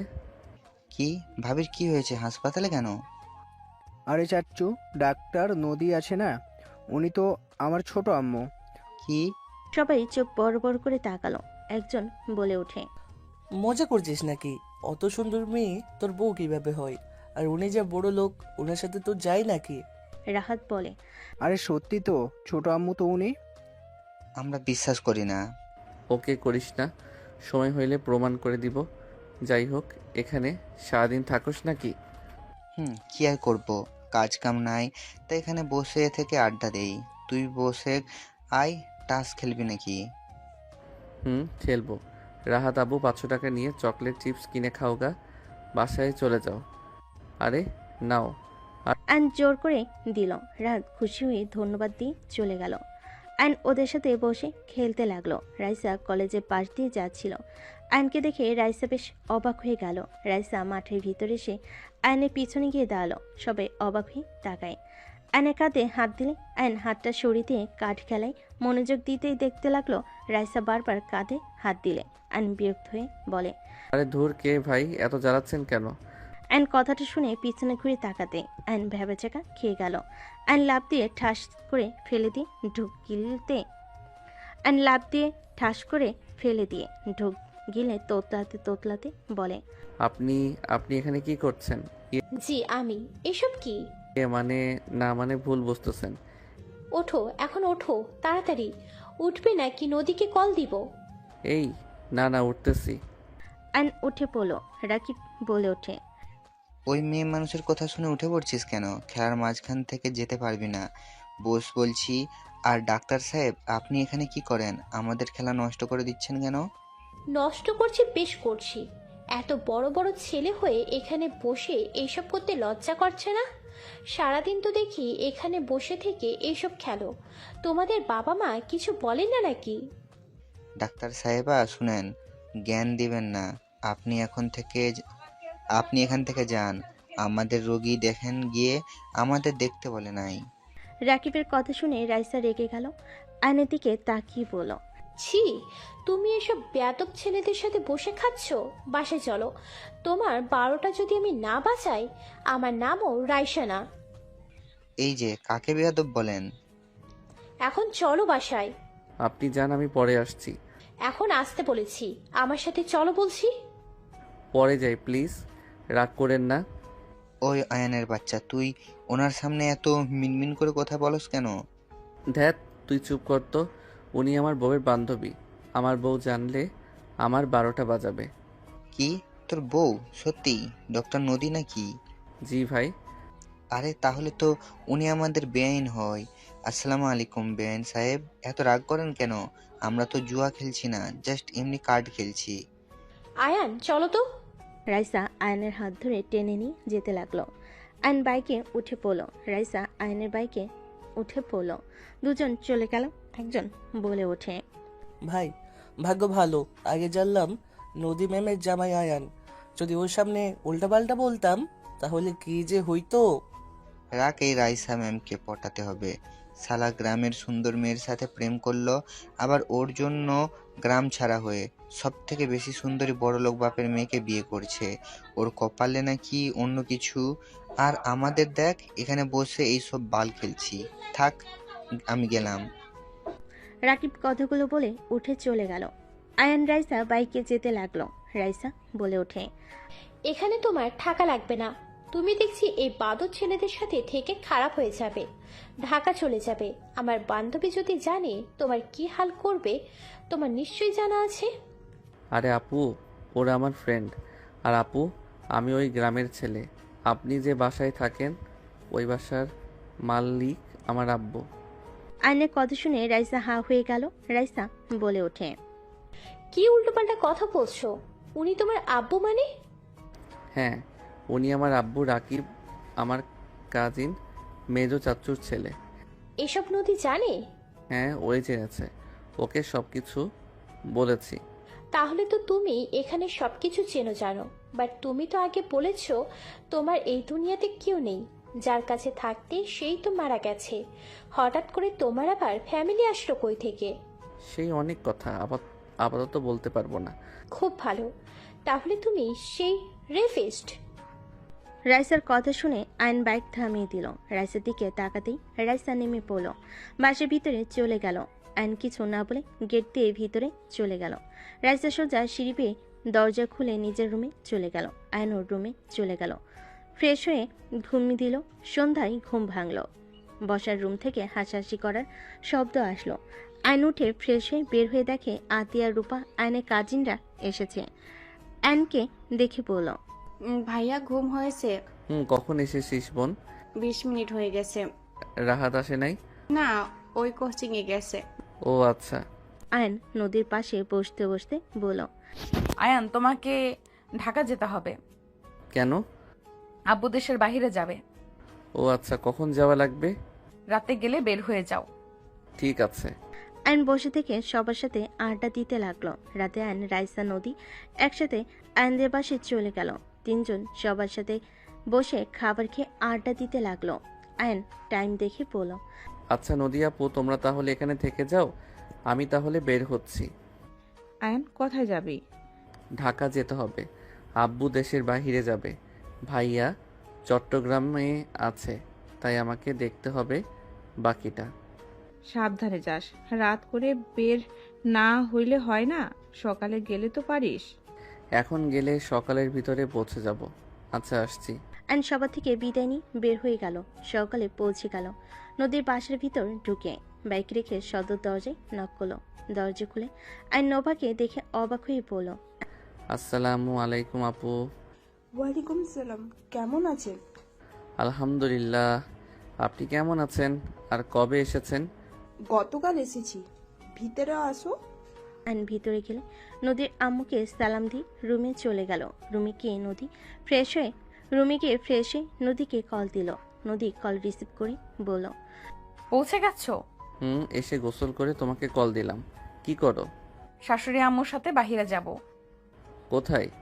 মেজো কাকির বাবার বাড়িতে যাব। ও আচ্ছা, যাও যাও, ঘোরাঘুরি করো। আর কত জায়গায় যে যাওয়া লাগবে তোমাকে। তোমার হিংসে হচ্ছে নাকি? অল্প অল্প। ফাজিল। আচ্ছা, বের হব।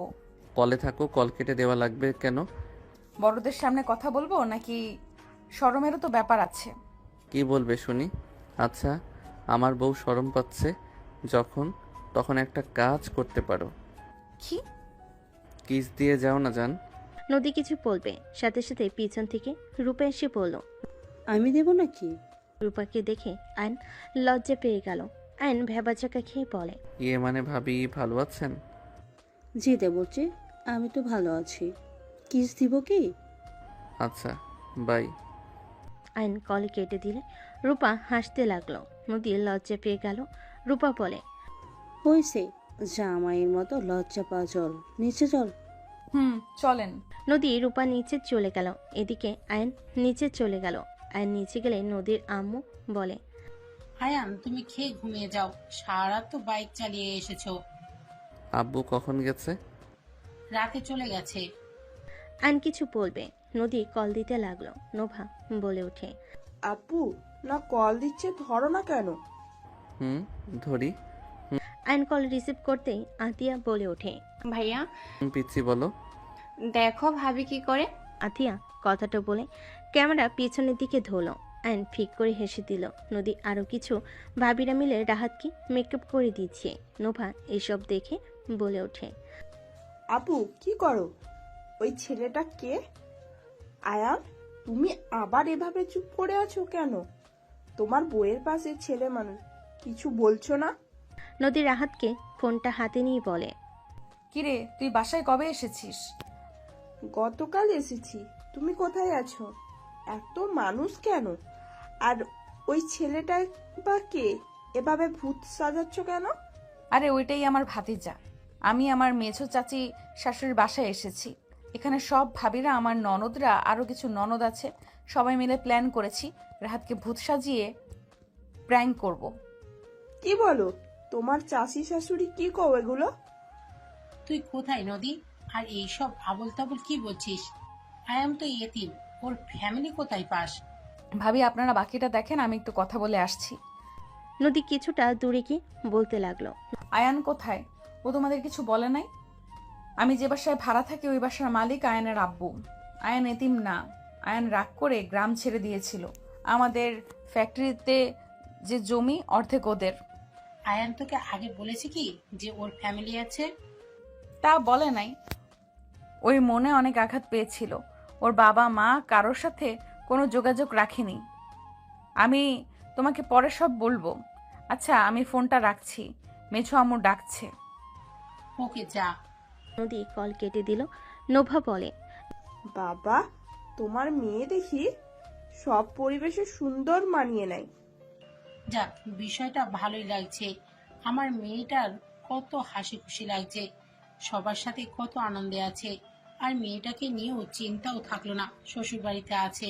নোভা কিছু বলবে তার আগে আয়ন নিচে এসে বলে, আম্মু আমি বের হচ্ছি। খাবার খেয়ে যাও। আচ্ছা দিন। আয়ন খেতে বসলে নদীর আম্মু খেতে দিল। আয়ন খাবার খেয়ে ফোন নিয়ে চলে গেল। অফিস ছুটি হলে আয়ন অফিস থেকে বের হয়ে বাইকে উঠতে যাবে, সাথে সাথে নদীর কল আসলো। আয়ন কল রিসিভ করলো। হ্যাঁ জান বলো। ভিডিও কলে আসো। বাইকের উপরে আছি জান, বাসায় গিয়ে কল দিব।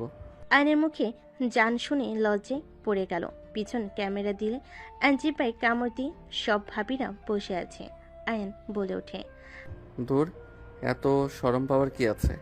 আমার বউকে আমি জান বলছি, এখানে সমস্যা কি? আয়নের কথা শুনে সবাই বলে ওঠে, তাই তো। তা দেবরজি, আমরা ধরবো জন্য কি পালাইছো নাকি? কেমন আছেন আপনারা? আর পালাবো কেন? 10 দিন পর যাব, পরে দেখব, তখন যেন আবার আপনারা পালান না। দেখা যাবে এসো। আর তোমার বউ এত লজ্জা কেন পায়? দাদিরা কিছু বললে লজ্জায় লাল হয়ে যায়।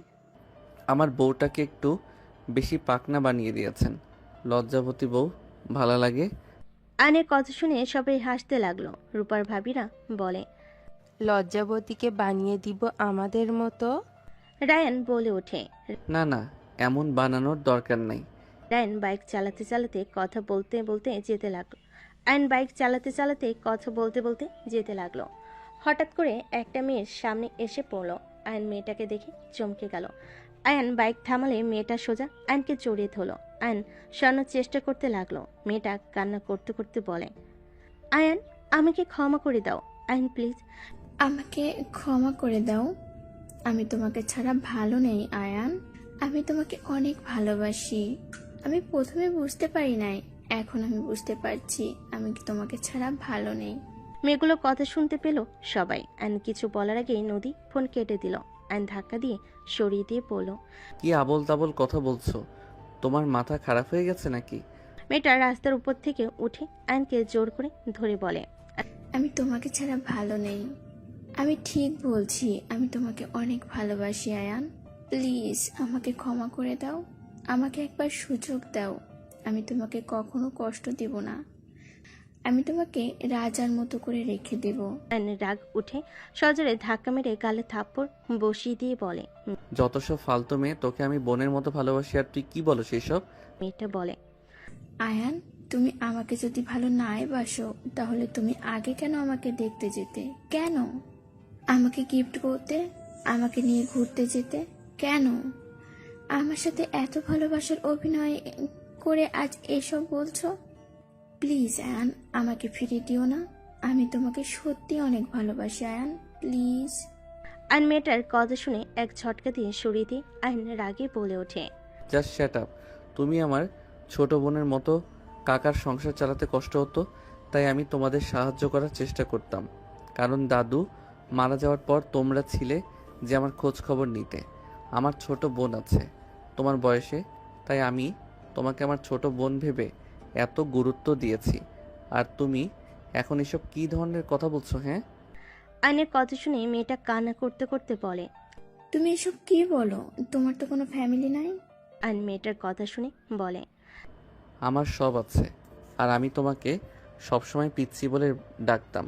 পিচ্ছি আমার ছোট বোনকে বলতাম, এই যে এই মেয়েটা আমার বোন তোমার বয়সে দেখো, আর আমি বিবাহিত, তুমি তো জানো।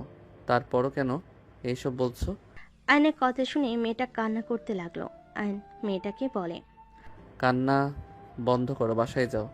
মেয়েটা ওইখানে বসে থেকে বলতে লাগলো, আমি কোথাও যাব না, আমি বাসায় যেতে চাই না। আমি বাসায় গেলে আমাকে বিয়ে দিয়ে দেবে।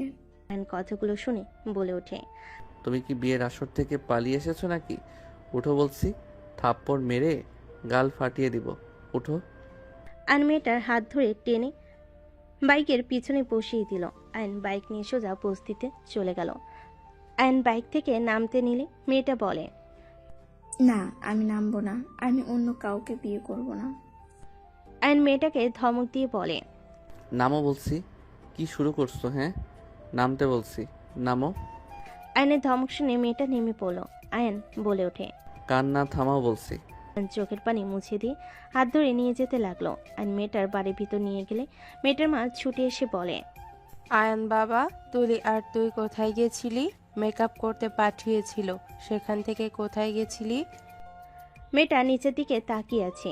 আয়ন বলে, আমার সাথে দেখা হয়েছিল, আমার সাথে কথা বলছিল, তাই লেট হয়ে গেছে। আয়নের কথা শুনে মেয়েটার আম্মু বলে, যাক, ভালো করেছে, তোমাকে জানাবো। তোমার আগের সিমটাও তো হারিয়ে ফেলছো, যোগাযোগ করতে পারি নাই। চলো। মেয়েটাকে ওর কাজিনরা নিয়ে গেল। আয়নকে ওই মেয়েটার আম্মু নিয়ে যেতে লাগলো। আয়ন সবার সাথে কুশল বিনিময় করলো। বিয়ে এখানে থাকতে থাকতে রাত 12টায় আয়ন বাসে চলে গেল। বাসে গেলে সদর দরজা নক করলে কাজের লোক দরজা খুলে দিল। নদীর আম্মুকে দেখে আয়ন বলে, আম্মু, আপনি ঘুমান নাই? তুমি কোথায় ছিলে? বস্তিতে গেছিলাম, এক ছোট বোনের বিয়ে, ওইখানে গেছিলাম। ও আচ্ছা, খাবার দেই, খেয়ে নাও। আম্মু, আমি খেয়ে এসেছি, আপনি ঘুমান যান। আর এইভাবে রাত জাগবেন না তো, বিষয়টা আমার কাছে খারাপ লাগে। সন্তান বাইরে থাকলে কি মায়ের ভালো লাগে না? আচ্ছা, তুমি যাও, ফ্রেশ হয়ে ঘুমিয়ে যাও, আমি যাচ্ছি। নদীর আম্মু চলে গেল। আয়ন নিজের রুমে চলে গেল। আয়ন রুমে গিয়ে ব্যাগ রেখে ফোনটা পকেট থেকে বের করে খাটের উপর রেখে ওয়াশরুমে চলে গেল। গোসল করে তোয়ালে পরে বের হয়ে আসলো। আয়ন ফোনটা হাতে নিয়ে কল দিতে গিয়েও দিল না। আলমারি থেকে পোশাক বের করে পরে নিল। রাতে শুয়ে পড়ল। সকালে ঘুম ভাঙতেই নামাজ পড়ে নিল। নামাজ পড়ে আয়ন নদীকে কল দিতে লাগলো। নদী ঘুম ভাঙলে আয়নের কল দেখে নদী কল কেটে দিল। আয়ন বারবার কল দিতে লাগলো। নদী কল রিসিভ করলো না। আয়ন SMS করতে লাগলো, জান, কলটা রিসিভ করা জান, তুমি ভুল বুঝছো, মেয়েটা আমার বোনের মতো, সত্যি বলছি। আয়ন একের পর এক SMS করতে লাগলো। নদী সোজা ব্লক মেরে দিল। আয়ন ফোনটা রেখে দিল। বারান্দায় গিয়ে বসে থেকে বাহিরের দিকে তাকিয়ে থাকলো। অফিসের সময় হয়ে গেলে রেডি হয়ে আয়ন নিচে চলে গেল। নোভা বলে ওঠে, আয়ান, অফিস থেকে এসে আমাকে নিয়ে শপিং এ যেতে পারবে? হ্যাঁ পারবো। তাহলে আমি অফিসের সামনে চলে যাব। ঠিক আছে। আসো, খাবার খেয়ে নাও দুজন। তিনজন খাবার খেতে বসলো। খাবার খাওয়া শেষ করে আয়ন অফিসে চলে গেল। আয়ন অফিসে বসে থেকে কাজে মনোযোগ দিতে পারলো না। আয়ন সিম চেঞ্জ করে নদীকে কল দিতে লাগলো। নদী কল রিসিভ করে বলে, আসসালামু আলাইকুম, কে বলছেন? ম্যাম, বুকের ভিতরে কষ্ট হচ্ছে। আয়নের কণ্ঠ শুনে নদী বলে ওঠে। ছোট মেয়ে তো আছে, তার কাছে যান, সব কষ্ট দূর করে দিবে। আর দয়া করে কল দিবেন না দরকার ছাড়া। আয়ন কিছু বলার আগে নদী কল কেটে দিল। আয়ন কল করতে লাগলো। নদী ফোন না ধরে ফোন সাইলেন্স করে রাখে, কেবিনে চলে গেল। আয়ন কলের পর কল করে পেল না। সন্ধ্যায় ছুটি হলে অফিস থেকে বের হয়ে দেখে নোভা দাঁড়িয়ে আছে। আয়ান নোভাকে বাইকে তুলে শপিং মলে চলে গেল। নোভার সাথে শপিং করতে করতে বাসার দিকে চলে গেল। 9 দিন পর নদীর ফ্যামিলি আয়ন সবাইকে নিয়ে গ্রামের উদ্দেশ্যে বের হলো। সকাল 7টায় ট্রেন থেকে নেমে পড়লো। নোভা বলে উঠল, আব্বু এইসব গাড়িতে যাই? বাইকে চলো। না। ভ্যানে যাই সবাই। ঠিক আছে রাকিব, তোরা যা, আমরা ভ্যানে করে আসছি। 4 জন ভ্যানে উঠে পড়ল। নোভা আয়নের হাত শক্ত করে ধরে থাকলো। আয়ন নোভাকে পড়ে যেতে দেখে বলল, আয়ন তুমি ভ্যানে তো বসতে পারো না? আরে একা পিছলে খেয়ে পড়ে যাচ্ছি, আমার কি দোষ? নোভার পিছন থেকে বাহু ধরে রাখ থাকলো। আয়নের শার্ট ধরে বসে থাকতে লাগলো। আয়ন বলতে লাগলো, পিচ্ছি আপু আমার। নোভাকে এভাবে ভয় পেতে দেখে আয়ন কথাটা বলে হেসে দিল। আয়নের সাথে নদীর আব্বু আম্মু হাসতে লাগলো। নোভা রাগি লুকনি তাকিয়ে বলে, তিনজন আমাকে নিয়ে মজা নিচ্ছ তাই না? মোটেও না, আমাদের মুখে হাসি আসছে, এখানে মজা কই নিলাম। হাসি আসলে আমাদের আর কি করার বলো? আমারও সময় আসবে। তিনজন নোভাকে রাগাতে লাগলো। নোভা রাগ করে নেমে যেতে চাইলে আয়ন বলে, নামো। নোভা গাড়ি থেকে নেমে পড়লো। নদীর আম্মু বলে, নোবা উঠেই ফাজলামি করিস না, আমরা তো মজা করছি। আম্মু আব্বু নামে সামনে বাসাটায়। ওরে ফাজিল আপু, আমি সব বলে দেবো। তিনজন আমার সাথে কি করেছো? আমি কিছু করি নাই, আমার দোষ দিবা না তো। আমার মতো ভালা ভাই একটা পাবা? না ভাই, তোমার মতন বদমার্কা একটা ভাইও পাবো না। আয়ন হাসতে হাসতে ভাড়া দিয়ে লাগেজগুলো নিয়ে যেতে লাগলো। আয়নের পিছন পিছন সবাই আসতে লাগলো। বাসার ভিতরে গেলে দেখে সবাই বসে থেকে আড্ডা দিচ্ছে। নোভা নদীকে বলল, আপু। নোভার কণ্ঠ শুনে সবাই পিছনে তাকালো। আয়নের আব্বু আম্মু সবাই নদীর আব্বু আম্মুকে সালাম দিল। নদীকে নোভা জড়িয়ে ধরে বলে, আপু, আয়ান আমাকে অনেক জ্বালাইছে, সারা রাস্তা আমাকে তিনজনে পচাইছে। আম্মু আব্বু, তোমরা আবার ওর সাথে লাগছো কেন? আমি ভ্যানে বসতে পারি না, পড়ে যাচ্ছিলাম, সেটা নিয়েই তিনজনে হাসাহাসি করেছে। আমি কিছু করি নাই, আমার মুখে হাসি অটোমেটিক হচ্ছে। আয়নের কথা শুনে নোভার নদী বাদে সবাই হাসতে লাগলো। আতিয়া বলে ওঠে, আপু আমি আপনাকে ভ্যানে বসে শিখিয়ে দিব, তখন আর কেউ মজা নিতে পারবে না। তুমি তো আতিয়া? হ্যাঁ। তিনজন সবার সাথে কৌশল বিনিময় করলো। নদীর আব্বু আম্মুকে আয়নের আব্বু আম্মু চাচিরা নিয়ে যেতে লাগলো, আর নোভাকে আতিয়ারা নিয়ে যেতে লাগলো। আয়ন রাহাতকে জড়িয়ে ধরে বলে, আলহামদুলিল্লাহ ভালো চাচ্ছু। আয়ন রাহাতের সাথে কথা বলতে লাগলো। রাকিব ওর বন্ধুরা লাগেজগুলো রুমে নিয়ে আসতে গেল। নদী রুমে চলে গেল, আয়ন রুমে চলে গেল।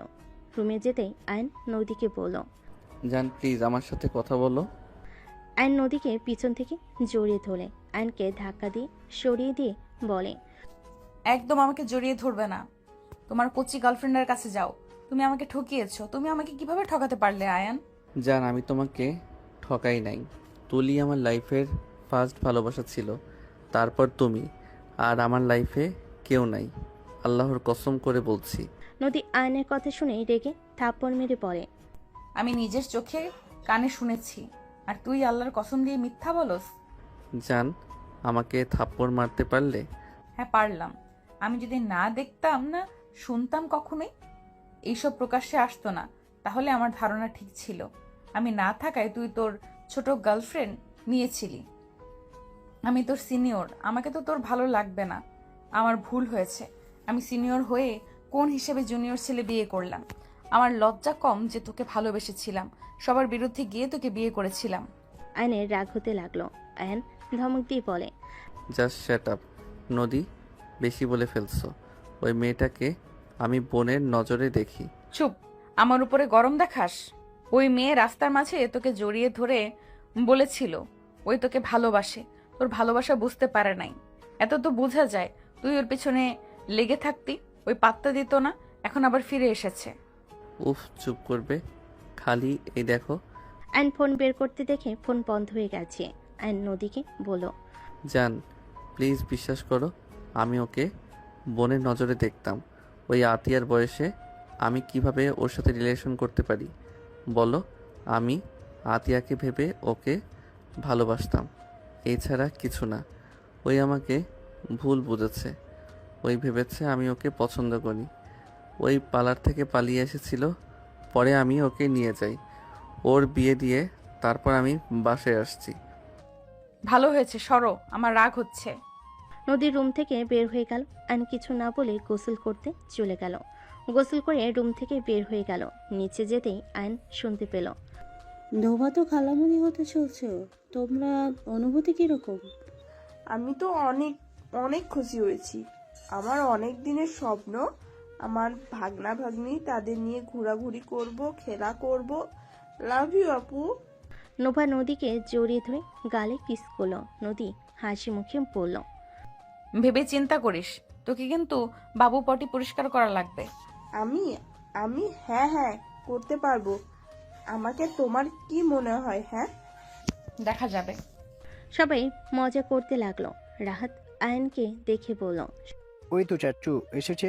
সবাই আয়নের দিকে তাকালে রূপা বলে ওঠে, বাবুর আব্বু চলে এসেছে। দেবজি, আমাদের ট্রিট দিয়ে ফেলো, বাবুর আব্বু হতে যাচ্ছ। কি রে আয়ন, খুশি হোস নাই নাকি? কেমন চুপচাপ, কিছু হয়েছে নাকি? বুঝতে পারছি না কি বলবো।